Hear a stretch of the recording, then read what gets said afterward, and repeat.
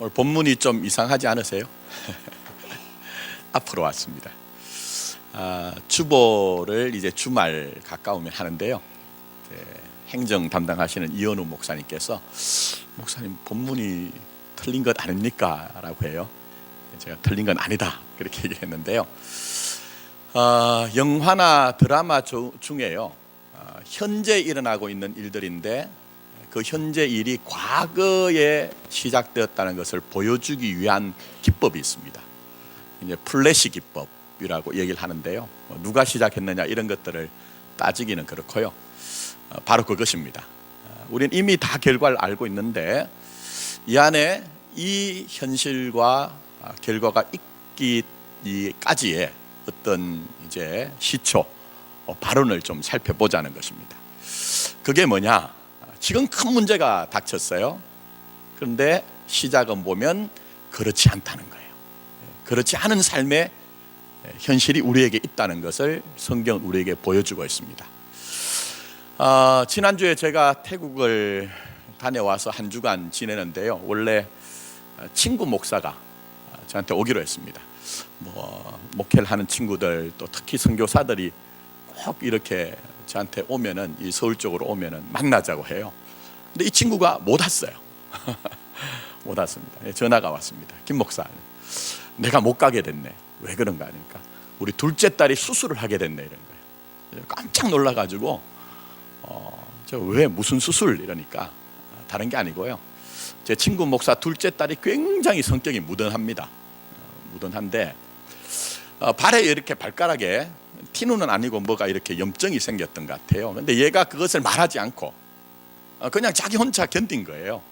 그래서 이제 발가락이 이렇게 한쪽이 변형이 올 위기가 있어가지고 그때서야 이제 얘기를 해가지고 급하게 이제 병원에 입원을 하고 수술을 이제 하게 됐다 이렇게 얘기를 해요. 자, 처음에 시작 아무것도 아닐 수가 있죠. 그런데 말씀드린 것처럼 수술해야 되는 현실, 오늘 본문에도 몇 가지가 있습니다. 자, 보시면 원래 그렇지 않았는데 지금 그것이 그렇게 된 것, 그게 뭐가 있을까요, 여러분? 자, 첫 번째 원래 그렇지 않았던 것이 있습니다. 바로 골리앗입니다. 골리앗. 여러분, 골리앗에 관한 자세한 것은 제가 지난주에 좀 설명드렸어요. 근데 한마디로 얘기해서 대단하다는 거예요. 어마어마한 이제 신장을 가지고 있다는 거예요. 그러나 골리앗이 원래 태어날 때부터 그랬을까요, 여러분? 원래 태어날 때부터 골리앗도 한 어머니의 아기로 태어났을 거예요. 그 어머니의 품에 안겨서 어떤 면에서는 젖을 빨고 방긋방긋 우는 아기지만 현재는 이스라엘이 감당할 수 없는 문제로 대두한 거예요. 말씀드린 것처럼 우리가 살다 보면 그런 일들이 있을 수가 있습니다. 내가 그냥 뭐 그렇다고 생각했는데 그게 어느 순간 나에게 어마어마한 문제로 등장하는 경우가 있어요. 가끔 저는 모르겠습니다. 그 반려견 애완동물을 키우지 않아서 모르겠습니다만 여러분, 가끔 이제 애완견에 의해서 어려움을 당하시는 분들이 뉴스에 등장합니다. 심지어는 목숨도 잃어요. 작년 2018년 3월경일 거예요. 경상북도 상주의 한 할머니가 자기가 키우던 도사견에 의해서 물려 돌아가셨어요. 굉장히 흉측하게 돌아가셨어요. 그분이 밥을 주려고 그 도사견을 키우는 사육장 안에 들어가셨다가 그날 이제 변고를 당하셨습니다. 우리 생각에는 도사견 아시죠, 여러분? 도사견 뭐 어마어마한 덩치를 자랑하잖아요. 아니, 맹수와 같은 왜 개우리에 들어가셔서 그렇게 변고를 당하셨나 하는 그런 생각이 들지만 잘 한번 보시면요, 이 할머니 입장에서는 강아지 때 키운 거예요. 강아지 때 밥 주면서 내가 밥 줄 때마다 그 녀석이 꼬리치고, 내가 부르면, 우리 대부분 다 옛날에 어르신들 개 이름 뭐라고 하죠? 독구 독구 워리 워리 하면 오잖아요. 그렇게 키우던 놈들이거든요. 그러니까 현재의 그 도사견이라는 것을 생각하지 못하고 내가 어릴 때부터 강아지로 키웠던 그 녀석으로 보니까 지금 그런 일을 당하는 결과가 있다는 거예요. 제가 뭐 뉴스로 말씀드렸지만 그런 일들이 얼마나 우리에게 많은지 모릅니다. 사소한 문제인데 현재는 굉장히 큰 현실로 다가오는 것들이 얼마나 많은지 몰라요. 그래서 주님은 우리에게 깨어 있으라는 거예요. 그냥 어제 같은 오늘 그냥 계속된다고 생각하지 말고 내 삶의 어떤 사건으로 일로 이야기로 내게 다가오는 것이 과연 이게 어떤 의미가 있는가 하는 것들을 경성하여서 깨어서 생각하고 성찰하면서 그렇게 살라고 얘기합니다. 물론 완벽한 것은 아닙니다만 어쨌든 그렇게 우리가 살아야 됩니다. 성경에 보시면 사소한 일인데 나중에 큰 문제를 일으키는 것들이 많이 있습니다. 그 가운데 하나가 오늘 본문에 등장하는 다윗입니다. 다윗이 온전한 건 아니었거든요. 사무엘하 11장 1절에 딱 들어가면 이런 말씀이 등장합니다. 한번 들어보십시오. 그 해가 돌아와 왕들이 출전할 때가 되매 다윗이 요압과 그에게 있는 그의 부하들과 온 이스라엘 군대를 보내니 그들이 암몬 자손을 멸하고 랍바를 에워쌌고 다윗은 예루살렘에 그대로 있더라 얘기했어요. 여기 두 문장이 등장합니다. 자, 한 문장은 뭐냐면요, 다른 것이 아니라 그 이스라엘의 대적이 되는 이방 나라의 왕들에 대한 얘기가 이제 등장하는데 이걸 줄이면 이렇게 됩니다. 왕들이 출전할 때가 되매 다윗은 예루살렘에 있더라 얘기했어요. 그러니까 대적이 되고 원수가 되는 그 나라의 왕들은 전부 다 일어나서 전쟁터에 나가는데 다윗만 왕궁에 있었다는 거예요. 그리고 또 한 문장이 있습니다. 그게 뭐냐, 요압과 그에게 있는 그의 부하들과 온 이스라엘의 군대를 보내니 다윗은 예루살렘에 그대로 있더라 해서 다윗의 모든 부하들 군대는 전쟁터에 나갔는데 누가요? 다윗은 왕궁에 있더라는 거예요. 아니, 왕이 왕궁에 있는 것 당연한 것 아닙니까? 그러나 그 이전의 다윗의 모습과는 전혀 달라요. 사무엘하 11장에 등장하는 다윗의 모습은 앞에 등장하는 다윗의 모습과는 전혀 다른 모습인데 아주 사소하게 보여요. 왕이 왕궁에 있는 것이 너무나 당연하게 보인다니까요. 그런데 자기 부하들, 자기 군대 전부 전쟁터에 나가고 심지어는 이웃 나라의 대적들도 왕들이 전부 다 전쟁터에 나는데 자기 혼자 왕궁에 있는 이 사소한 문제, 이 사소한 문제가 아니라는 거예요. 그래서 2절에 가면 성경은 이렇게 이제 기록합니다. 갑자기 저녁 때가 나와요.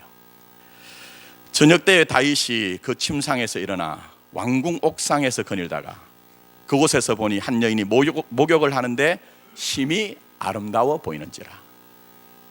행동해야 될 때 행동하지 않고 남들 나가서 싸우는 전쟁터에서 이제야 일어났는데 그때부터 문제가 왔다는 거예요. 근데 그때를 뭐라고요? 저녁때라는 거예요. 시간적으로 저녁때이기도 하지만 이 저녁때라는 것은 성경이 상징하는 것은 영적인 어둠이 지금 몰려오고 있다는 거예요.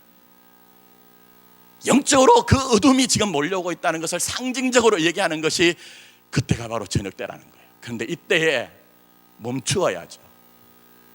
내가 있어야 될 곳에 자기 몸이 발견되고 그게 함께 해야죠. 근데 다윗이 어떻게 했습니까? 여러분? 그렇게 하지 않았습니다. 자, 3절에 가면 이렇게 기록합니다. 다윗이 사람을 보내매, 뭔가 의도가 있죠. 다윗이 사람을 보내매 그 여인을 알아보게 하였더니 그가 아뢰되 그는 엘리암의 딸이요 햇사람 우리아의 아내 밧세바가 아니니까 얘기합니다. 무슨 얘기일까요? 이 명령을 받고 갔던 부하가 그렇게 하면 안 된다는 거예요. 우리아가 누굽니까? 햇사람입니다. 원래 이방 사람이에요. 어떻게 이스라엘 사람이 된지 모르지만 제가 생각할 때는 다윗의 통치 철학, 다윗의 그 믿음에 대해서 감동을 받고 내 인생을 당신에게 한번 바쳐보겠습니다 했던 그 사람이 바로 밧세바의 남편이 되는 우리아예요. 그리고 이 사람은 다윗의 30명의 용장 가운데 한 사람이에요. 그러니까 충복 중에 충복이라는 거예요, 여러분. 그러니 그 명령을 받고 갔던 신하가 다 알지 않습니까? 이제 그만하셔야 되죠. 그런 뉘앙스로 지금 얘기를 하는 거예요. 그런데 멈췄을까요, 여러분? 미끄러운 곳에 서 있으면 넘어집니다. 미끄러운 곳에 서 있으면 넘어져요. 그게 영적 현실입니다. 그래서 어떻게 됩니까? 성경은 또 이렇게 기록합니다. 멈추지 않고 4절에 가면 다윗이 전령을 보내요. 그 여자를 자기에게로 데려오게 하고 그 여자가 부정함을 깨끗하게 하였으므로 더불어 동침하며 그 여자가 자기 집으로 돌아가니라 얘기했습니다.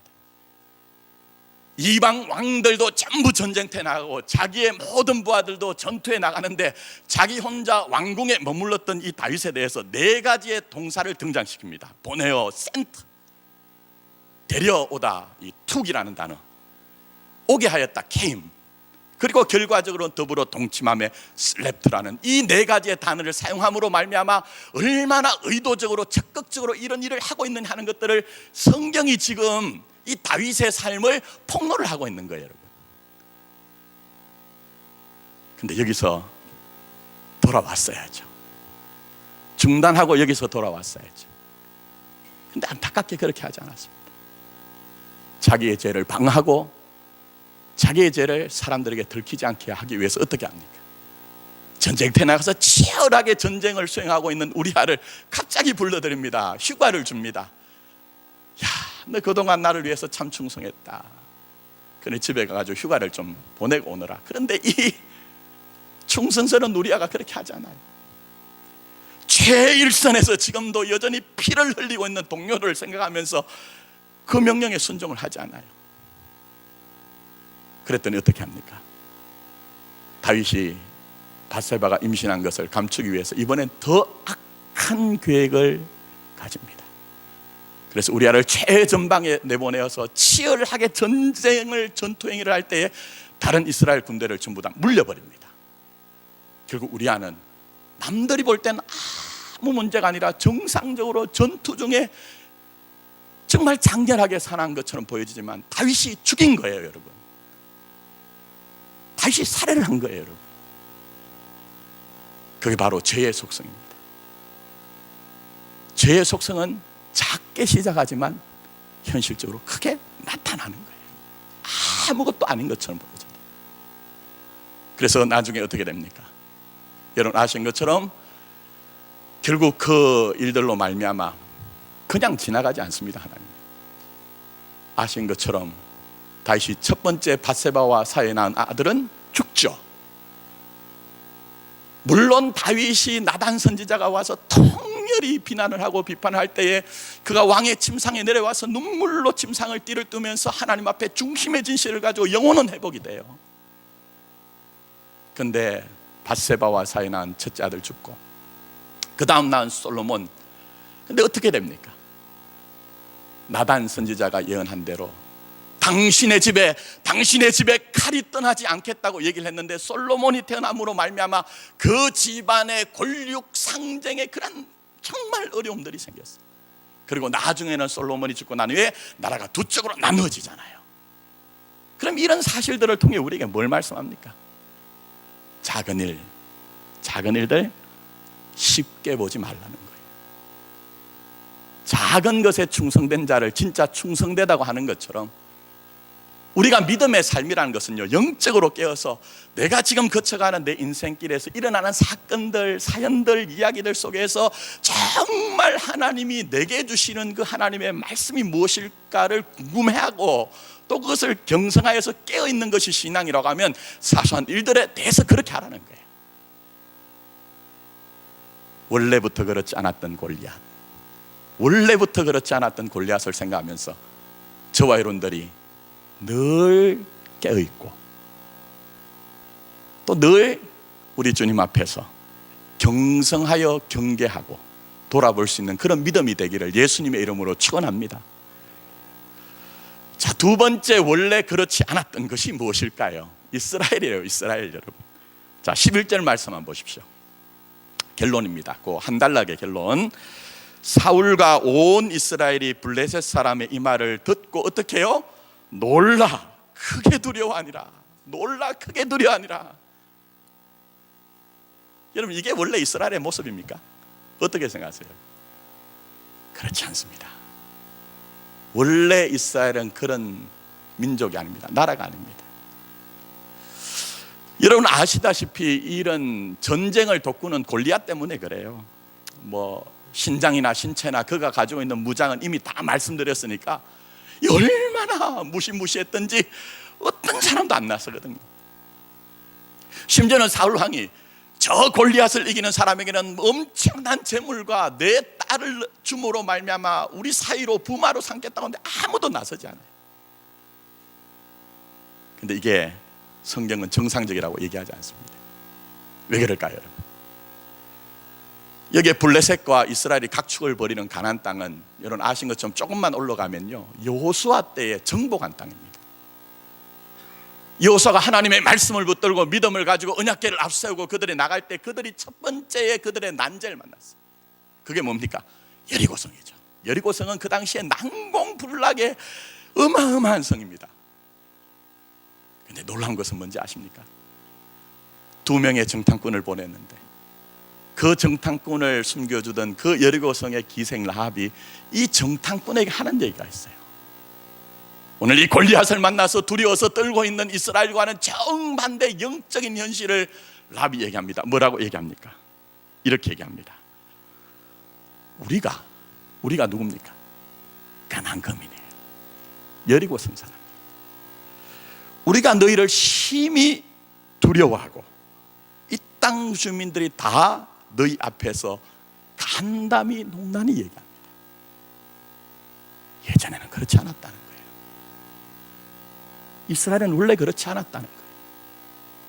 근데 왜 오늘은 이 블레셋과 골리앗이라고 상징하는 세상 앞에서 이렇게 벌벌 떨고 있느냐 하는 거예요. 두려워하느냐 하는 거예요. 어느 누구도 나서지 못하고 눈치를 보고 있느냐 하는 거예요. 왜 그러냐 하는 거예요. 아니, 우리 신앙의 연조가 지금 부족한 겁니까? 적어도 이 자리에 앉아 계신 많은 분들은 평생을 예수 믿은 분이에요. 과거에 내 몸을 불사르게 이 교회를 위해서 하나님의 나라를 위해서 살았다고 다 간증 하나씩은 가진 분들 아니냐 하는 거예요. 근데 오늘날 교회, 오늘날 우리의 모습은 왜 이렇게 초라하냐 하는 거예요. 왜 이렇게 초라하냐 하는 거예요. 라합이 더 나가서 이렇게 얘기합니다.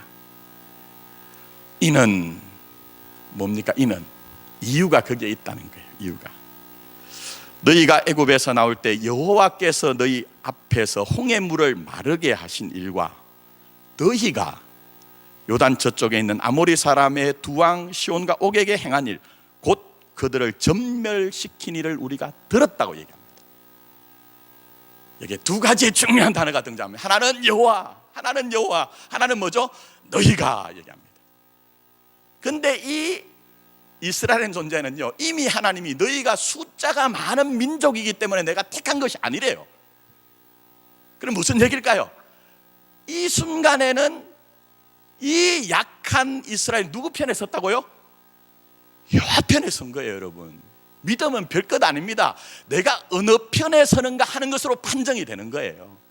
그런데 이때에 오히려 가나안 거민들의 그 두려움의 대상이 되고 간담을 놓게 했던 이스라엘은 자기가 작고 약소하고 힘은 없을지 모르지만 확지절로 보일지 모르지만 하늘과 땅의 모든 권세를 가진 하나님 편에 섰더니 그들을 두려워하게 하고 그들을 간담을 놓게 한 거예요, 여러분. 이게 바로 세상이 감당하지 못하는 교회와 성도의 모습입니다. 그런데 오늘은 이 시대의 교회, 이 시대의 저 같은 목사, 이 시대의 우리 성도들의 모습은 오늘 골리앗 앞에 떨고 있는 이스라엘처럼 그게 우리의 현실 아니냐는 거예요. 그게 우리의 현실 아니냐는 거예요. 우리에게 있던 그 하나님의 영광은 어디로 사라졌습니까? 우리 인생에 지금까지 살면서 문제 없었던 적이 없거든요. 한 번도 정치가 바르고 경제가 좋았던 시절이 없었습니다. 그렇지 않습니까? 뉴스란 게 다 그렇잖아요. 근데 우리는 그때는 어떻게 그래도 살았느냐 하는 거예요. 그래, 제가 보니까 우리는 그때는 그래도 하나님 편에 섰던 거예요. 하나님 편에 섰던 거예요. 근데 우리는 지금 어떠하냐 하는 거예요. 그래서 하나님의 말씀인 성경은 동화책이 아닙니다, 여러분. 하나님의 말씀인 성경은 도덕 훈화집이 아니에요. 이 말씀을 통해서 살았고 운동력 있는 말씀을 통해서 오늘도 교훈과 책망과 바르게 함과 의로 교육하여 우리가 정말 원래 하나님이 택하신 그 백성인 이스라엘의 그 영광, 그 하나님 앞에서 믿음으로 삶으로 말미암아 문제를 해결하고 하나님의 찬송이 되었던 그 이스라엘처럼 그렇게 되라고 우리 주님 우리에게 요청하시는 것입니다. 사랑하는 성도 여러분, 그러므로 다른 것보다 여러분의 간절한 소원과 기도는 믿음 회복하게 해달라고 기도하셔야 합니다. 믿음 회복하게 해달라고 기도하셔야 돼요. 지금 이 순간에도 우리가 종교적으로 예배를 드리지만 여러분, 만약 여러분이 중심의 진실을 가지고 예배 가운데 믿음으로 참여하시지 않는다면 이 시간이 무슨 여러분에게 의미가 있겠습니까? 아무 의미가 없잖아요. 그동안 그 인간관계 속에서 나 교회에 나와서 이 교회의 교인이라는 것을 인정받기 위해서 나오는 어떤 그런 위선적인 행위지, 정말 중심의 진실을 가지고 하나님을 만나는 일이 일어나지 않거든요. 그러니 지금 이 순간에도 하나님 앞에 믿음으로 나가야 되는 거예요. 특히 말씀이란 것 참 어렵습니다. 저는 뭐 쉽게 가려고 하는 편은 아닙니다, 목회를. 근데 예배 중에서도요, 뭐 다른 순서 다 중요합니다만 말씀이 정말 중요합니다. 이런 부족하고 언변도 뛰어나지 않고 뭐 때로는 딱딱한 얘기만 하는 이 말씀을 통해서라도 나의 메시지를 발견하려고 믿음으로 나가셔야 돼요. 여러분, 목사가 정상적이라고 하면 요즘 하여튼 뭐 목사 이상한 사람도 많습니다만 정상적인 목사라고 하면 자기 얘기하려고 하지 않거든요. 성은 운반의 일념, 정말 이 하나님의 기록된 말씀을 통해 성령님을 통해 여러분에게 정말 여러분의 영혼을, 심령을 살릴 수 있는 말씀을 주려고 나름대로 애를 쓰거든요. 근데 그 말씀에 대한 관계가 바로 되지 않으면요, 제가 볼 때는요, 종교적인 행위로 여러분의 영혼의 문제는 해결되지 않습니다. 여러분, 해결되지 않아요. 감사하게도 저희 교회는 그런 분이 없기 때문에 말씀드립니다만 목사들은 모이면 뭐 목회 얘기밖에 하지 않습니다. 근데 한 친구가 안타깝게 그런 얘기를 해요. 제 친구들은 좀 독특해가지고 목회를 직진형으로 합니다. 거의 다. 한 번은 그런 설교를 했답니다. 여러분, 교회와 성도는 예수의 이름 앞에 무릎 꿇는 것이 교회와 성도입니다. 천국의 삶을 누리는 비결은 다른 데 있지 않고 누구의 이름 앞에요? 예수의 이름 앞에 무릎 꿇을 때 천국의 삶이 됩니다. 그러나 반대로 예수의 이름에 무릎 꿇지 않으면 그것이 바로 지옥의 삶입니다 했더니요, 다 전부 다 아멘 하는데 한 분이, 오래 다니신 분이 고개를 살래 흔들더래요. 살래 흔들더래요. 목사의 눈은 참 희한합니다. 아멘 하시는 분은 안 보이고요, 주무시는 분, 조는 분, 안 듣는 분이 자꾸 눈에 들어와. 근데 그때 마음에 안타깝더래요. 오늘날 현대 기독교는요, 교인들이 듣기 좋아하는 얘기만 합니다. 그래서 구원에 대해서, 회개에 대해서, 천국에 대해서, 지옥에 대해서 얘기하지 않습니다. 그러나 그거 빼고는요, 기독교는 기독교가 될 수가 없습니다. 근데 그것을 전했더니 고개를 흔든다는 것은 나는 그렇게 생각하지 않는다는 거예요. 뭔 그렇게 고리따분한 그런 천국 얘기하고 지옥 얘기하느냐 하는 거예요. 근데 그 순간 마음에, 저렇게 해서는 안 되는데,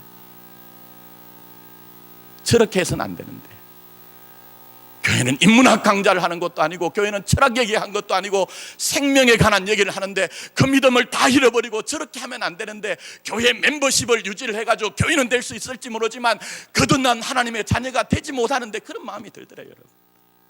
여러분, 이곳에 왜 나오십니까? 왜 세상의 사람들은 전부 일주일의 고단한 삶을 그래도 뭔가 쉼을 얻고 자기 취미생활하고 자기 가족을 돌보는 이 순간에 왜 나오십니까? 여러분, 생각하셔야 됩니다. 생각하시는 신앙이 되셔야 돼요. 우리 한때 괜찮았다고 얘기하잖아요. 괜찮았다고 얘기했잖아요.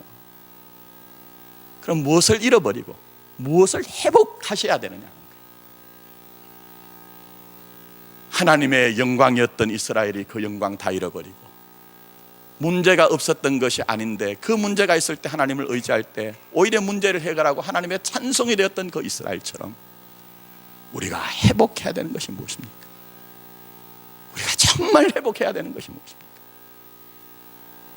저는 오늘 예배 가운데 있는 여러분들에게 간절한 소원이, 뭐 부자 되는 것도 필요하고 권세자 되는 것도 필요하지만 저는 그런 데 관심 없어요. 여러분의 영혼이, 여러분의 심령이 하나님 앞에 정말 하나님의 영광으로 하나님의 찬송이 되는 것을 기대합니다. 만약 내게 약한 것 있고 잃어버린 것 있다면 그것 회복하게 해달라고 간절한 탄원과 기도와 그 믿음을 가지고 주님 앞에 나가 원래 이스라엘이 그렇지 않았던 것을 기억하고 다시 회복하라는 하나님의 음성을 들려주시는 것처럼 우리도 하나님의 영광과 찬송이 될 수 있기를 예수님의 이름으로 축원합니다. 마지막 세 번째 원래 그렇지 않았던 것이 있습니다. 그게 누굴까요? 다윗입니다. 다윗. 성경은 여러분 영웅혹을 얘기하는 거 아닙니다. 어떤 인물이 등장할 때 절대 그런 책 아닙니다. 성경은 그런 책이 아니에요. 근데 다윗도 마찬가지입니다. 그 사람이 원래 대단했더라 이런 얘기하는 책이 아닙니다. 물론 우리가 오해할 만한 부분은 있긴 있어요. 그게 뭐냐 하면은 다윗이 지금 이 사건이 등장하기 전에 16장에 가보시면 사울이 악령이 들었어요. 그때 아무도 그 왕의 악령 귀신 들린 문제를 해결하지 못할 때에 다윗을 추천하는 사람이 있습니다. 한 소년이. 그 소년이 아닙니다. 그때 성경에 얘기하는 소년이라는 것은 어쨌든 근데 그렇게 천거를 하면서 다윗에 대해서 뭐라고 얘기를 하느냐 이렇게 얘기를 하고 있어요. 뭐라고 얘기를 하냐, 내가 베들레헴 사람 이세 아들을 본 적, 요게 다윗입니다. 수금을 탈 줄 알고 그 다음에 이제 이런 얘기합니다. 용기와 무용과 구변이 있는 준수한 자라 얘기합니다. 우리가 성경을 읽으면 원래부터 다윗이 이렇게 대단한 사람이었구나, 아이고 그러니 나는 안 돼, 이런 마음이 듭니다. 성경은 그런 얘기하는 책이 아니라고 얘기했어요. 그 앞에 보면 무슨 사건이 등장하느냐, 사무엘이 사울에게 기름 붓는 장면이 등장해요. 그건 은혜입니다. 은혜. 그러니까 성경에 그냥 한 구절만 보면 다윗이 원래 대단한 어떤 그런 무용과 용기와 구변이 있는 사람처럼 보이지만 하나님의 은혜를 입었다는 것을 먼저 말씀하고 있는 거예요. 근데 중요한 것은 이것입니다. 결과는 과정 없이 되는 것이 아무것도 없습니다. 결과는 과정 없이 되는 것이 아무것도 없어요. 지금 골리앗 앞에 나가는 이 다윗의 모습은 그냥 갑자기 등장하는 것이 아니라는 거예요. 원래 다윗이 그런 사람이 아니라는 거예요, 여러분. 그럼 무슨 일이 있었을까요? 과정이 있다는 거예요. 그래서 제가 한번 설명을 드려볼 테니까 한번 잘 들어보십시오. 자, 일지하는 34절과 35절 보시면 사울이 만류를 하자 다윗이 자기의 소시적 얘기를 합니다. 주의 종이 아버지의 양을 지킬 때 사자나 곰이 와서 양떼에서 새끼를 물어가면 내가 따라가서 그것을 치고 그 입에서 새끼를 건져내었고 그것이 일어나 나를 해하고자 하면 내가 그 수염을 잡고 그를 쳐 죽였나이다 얘기합니다. 이건 무용담 아니라고 얘기했어요. 자, 그런데 이 말씀, 다음 말씀 한번 보세요. 36절부터 37절 한번 보세요. 주의 종이 사자와 곰도 쳐 죽였은즉 살아계시는 하나님의 군대를 모욕한 이 할례 받지 않은 블레셋 사람이니까 그가 그 짐승의 하나와 같이 되리다. 또 다윗이 이르되 여호와께서 나를 사자의 발톱과 곰의 발톱에서 건져내셨은즉 나를 이 블레셋 사람의 손에서 건져내시리다 얘기합니다. 무슨 구조가 등장합니까? 과거의 사건에서 현재 일어난 일을 적용하고 있는 거예요. 과거에 사소하게 경험한 일들에서 현재 등장한 어마어마한 인생의 난제, 그것도 하나님이 나와 함께 하시면서 이 문제를 해결하실 것이라는 거예요. 근데 중요한 것은 이것입니다. 여러분, 여러분에게 한번 잘 적용해 보세요. 내가 내 삶 가운데 내 몸으로 살아내어서 익숙하지 않은 것이 내게 어떤 급박한 일을 만났을 때 나오던가요? 안 나옵니다, 여러분. 쉽게 안 나옵니다, 여러분. 사람이란 존재는요, 내가 그렇게 살아왔기 때문에 어떤 결정적인 순간에 내 안에 있는 것이 나온다니까요, 여러분. 그게 표시난 게 뭐죠? 남자분들 운전할 때, 저도 마찬가지입니다. 운전하다가 갑자기 누가 확 들어오면 할렐루야가 나오던가요? 할렐루야가 나옵니까? 저희 아내가 매번 옆에서 여보 당신은 목사인데, 그럼 제가 아이고 때로는 성질머리가 더 앞설 때가 있어. 내가 살아온 것이 내게 나오는 거예요. 내 몸으로 익혀진 것이 내게 나오는 거예요. 그런데 지금 다윗이 이런 얘기는 무슨 얘기냐? 자기 소시적 얘기하고 지금 이 골리앗의 얘기를 하는 게 뭡니까? 하나님이 나를 내 인생에서 연단하고 훈련하였으니 하나님이 분명히 이를 통해서 하나님의 일들을 나타내실 것이라는 거예요. 골리앗이 지금 칼과 창과 단창을 가지고 나오지만 나는 만군의 여호와 이름으로 나간다고 하자. 그 이름이 뭡니까 여러분? 이름은 보여지는 게 아니에요. 그런데 이 다윗이 어릴 때부터 양을 치면서 여호와의 이름으로 살았기 때문에 골리앗이란 그 현상 앞에서도 여호와 이름이 그 속에서 튀어나온 거예요. 여러분, 어떤 의미인지 아시겠습니까? 신앙이 바로 그거예요. 여러분, 신앙이. 여러분 한번 잘 생각해 보세요. 기독교 신앙은 지적인 동의가 아닙니다. 여러분, 기독교 신앙은 어떤 일에 대한 지적인 동의가 아니에요. 기독교 신앙은 어떤 일들 때문에 내가 감동을 받아서 느낌을 가지고 발짝발짝 뛰는 것, 그게 기독교 신앙의 전부가 아니에요.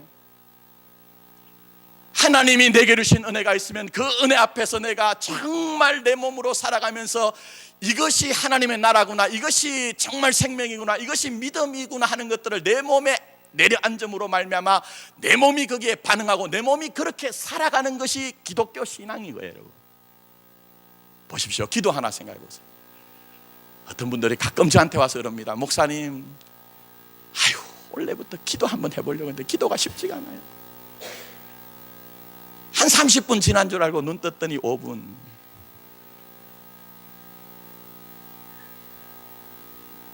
기도의 삶도 내가 무릎 꿇어야 됩니다. 내가 정해진 시간에 무릎 꿇고 정해진 곳에서 정말 몸부림치면서 버텨내고 인내하면서 그 안에서 내 안에 있는 영성이 새로워질 때 기도가 되는 거예요. 여러분 인생의 소중한 것은 다 그렇습니다. 그렇지 않은 것이 어디 있습니까 여러분? 그러니 오늘부터라도 우리 교회나 우리 자신이 정말 하나님 앞에서 완벽하거나 완전할 수는 없지만 원래 그랬다고 다윗이 그런 사람이었다고 단정하지 마시고 작은 일일지라도 믿음으로 시도했으면 좋겠어요. 정말 작은 일이라도 내 삶의 터전에서 그거 가지고 한번 몸부림쳐 봤으면 좋겠어요. 그럴 때 어떤 일이 있을까요?